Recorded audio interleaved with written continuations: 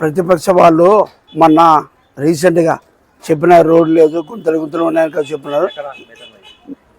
Roshan LADS కాడ నుంచి మేతర్ మసీద్ వరకు గోకర్ జెండా వరకు రోడ్ ఇస్తారు.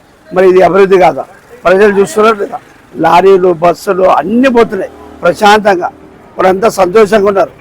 మళ్ళీ 20 సంవత్సరాల నుంచి లేదని అంటున్నారు. మరి అభివృద్ధి అయింది చూపారు కదా, అభివృద్ధి అయింది చూపారా లేదా? ఇదంతా రోడ్డు కనబడటం లేదా ప్రజలకి? రేపు 2024లో వాళ్ళే తెలుసుకుని కలిసి ప్రజలే బుద్ధి చెప్తారు, వాళ్ళే బుద్ధి చెప్తారు. ప్రజలంతా చూస్తున్నారు, గమనిస్తున్నారు కూడా. ఏం గమనించటం లేదనే కాదు, ప్రజలు చూస్తున్నారు కదా రోడ్డు ఎంత ప్రశాంతంగా. గుంతులు అన్నారు పోయినసారి మీటింగ్ చెప్పేసినా కదా మీరు, ప్రెస్ మీట్ అని చెప్పినారు. మరి ఇదంతా తార్ రోడ్ ఇష్యూ చూపారు కదా. అభివృద్ధి చేస్తున్నారు, మీరు అభివృద్ధి చేస్తున్నారు కాబట్టి మాకు కూడా సంతోషంగా ఉందని కదా చెప్పారు కదా. అంటే అభివృద్ధి చేసి మర్చిపోతున్నారా?